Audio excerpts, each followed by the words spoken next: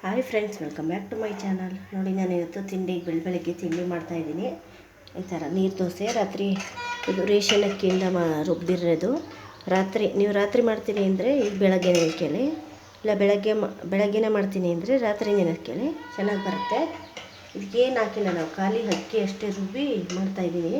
ಎಣ್ಣೆ ಹಾಕಿದ್ದೀನಿ. ಈಗ ತುಂಬ ಚೆನ್ನಾಗಿರುತ್ತೆ, ಟೇಸ್ಟು ಅಷ್ಟೇ ಚೆನ್ನಾಗಿ ಬರುತ್ತೆ. ಬೆಳಗ್ಗೆ ತಿಂಡಿಗೆ ಚೆನ್ನಾಗಿರುತ್ತೆ.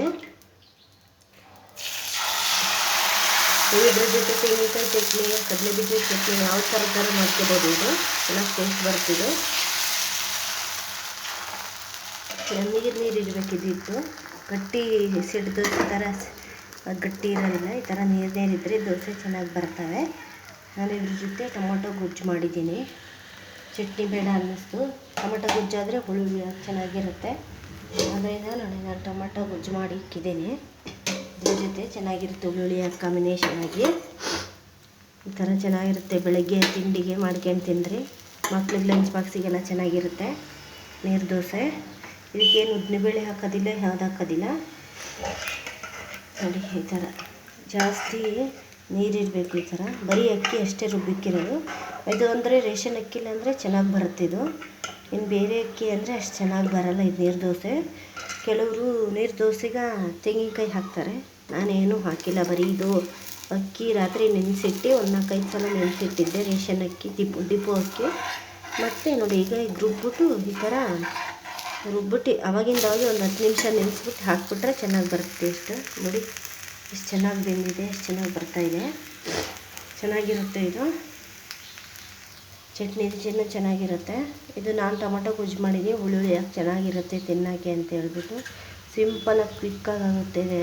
5 ನಿಮಿಷದಲ್ಲಿ ಆಗುತ್ತೆ. ನೋಡಿ, ಬೇಗ ಬೆಳಗ್ಗೆ ಎದ್ದು ತಿಂಡಿ ಮಾಡೋಕೆ ಏನು ತಿಂಡಿ ಮಾಡೋದು ಅಂತ ಅಂದಾಗ ಈ ಥರ ರಾತ್ರಿ ಹೊತ್ತು ಮಣಿಕೋಬೇಕಾದ್ರೆ ಒಂದು ದೊಡ್ಡ ಅಕ್ಕಿ ನೆನೆಸ್ಬಿಟ್ರೆ ಬೆಳಗ್ಗೆ ಎದ್ದ ತಕ್ಷಣ ಟಪ್ ಅಂತ ಮಾಡ್ಕೊಂಡು ಮಕ್ಳಿಗೆ ಲಂಚ್ ಬಾಕ್ಸಿಗೆ ತಿಂಡಿಗೆಲ್ಲ ರೆಡಿ ಆಗುತ್ತೆ.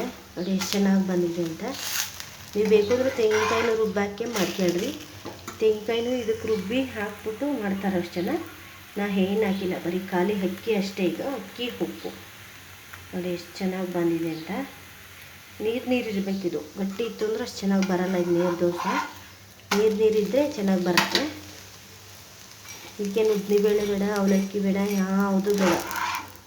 5-10 ನಿಮಿಷದಲ್ಲಿ ಟಪ್ ಅಂತ ಆಗೋ ತಿಂಡಿ ನೀರು ದೋಸೆ. ನೋಡಿ ಎಷ್ಟು ಚೆನ್ನಾಗಿ ಬಂದಿದೆ ಅಂತ. ನೋಡಿ, 2 ಹೆಚ್ಚಿ ಇಟ್ಟಿದ್ದೀನಿ ನಾನು. ಈ ಥರ ಈಗ ಇನ್ನೊಂದು ಎಣ್ಣೆ ಹಾಕ್ಬಿಟ್ಟು ಹಾಕ್ತಾಯಿದ್ದೀನಿ. ನೋಡಿ, ಈ ಥರ ನೀರು ಇರಬೇಕಿದ್ದು. ನೀರು ಜಾಸ್ತಿ ನೀರು ಇತ್ತು ಅಂದರೆ ಹಿಟ್ಟು ಅವಾಗ ಚೆನ್ನಾಗಿ ನೀರು ಬೇಕು, ಚೆನ್ನಾಗಿ ಬರ್ತವೆ. ಈ ಥರ ಹೆಂಗೆ ಅಂದ್ಬಿಟ್ರೆ ಸಾಕು. ಇದೇನು ಸೆಡ್ ದೋಸೆ ಥರ ಹೆಂಗೆ ಅಗಲ ಮಾಡೋದು, ಸೌಟೆಕೊಂಡು ಆ ಥರದ್ದೆಲ್ಲ ಏನೂ ಬೇಕಿಲ್ಲ. ಈ ಥರ ಹಿಂಗೆ ಹಿಟ್ಟಾಗಿದ್ಮೇಲೆ ಈ ಥರ ಅಂದ್ಬಿಟ್ರೆ ಸಾಕು, ಚೆನ್ನಾಗಿ ಬರ್ತವೆ. ಈಗ ಸ್ವಲ್ಪ ಮೇಲಿಂದ ಸ್ವಲ್ಪ ಎಣ್ಣೆ ಹಾಕೋಣ. ಹಿಂಗೆ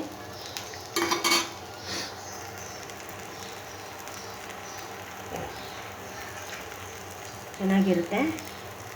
ಇದು ಬೇಯಲಿ. ನೋಡಿ, ನಾನು 2 ದೋಸೆ ಮಾಡಿ ಈ ಥರ ಇಟ್ಟಿದ್ದೆ. ನೀರು ದೋಸೆ ತುಂಬ ಚೆನ್ನಾಗಿರುತ್ತೆ. ಟೇಸ್ಟು ಅಷ್ಟೇ ಸಖತ್ತಾಗಿರುತ್ತೆ. ನೋಡಿ, ಈಗ ಬೇಯಬೇಕು. ಬೆಂದಮೇಲೆ ಮಗ್ಚಾಕಿದ್ರೆ ಚೆನ್ನಾಗಿ ಬೆಂದಿದೆ ಅಂತ. ನೀರು ದೋಸೆ ಬೇಗ ಆಗತ್ತೆ ಅಂತ ರೆಸಿಪಿ. ನಾನು ಚಿಕ್ಕ ವಿಡಿಯೋ ಫ್ರೆಂಡ್ಸ್. ನೀರು ದೋಸೆ ಮಾಡಿದ್ದೀನಿ. ನಿಮಗೂ ಇಷ್ಟ ಆಯ್ತು ಅಂದರೆ ಲೈಕ್ ಮಾಡಿ, ಶೇರ್ ಮಾಡಿ, ಸಬ್ಸ್ಕ್ರೈಬ್ ಮಾಡ್ಕೊಳ್ಳಿ.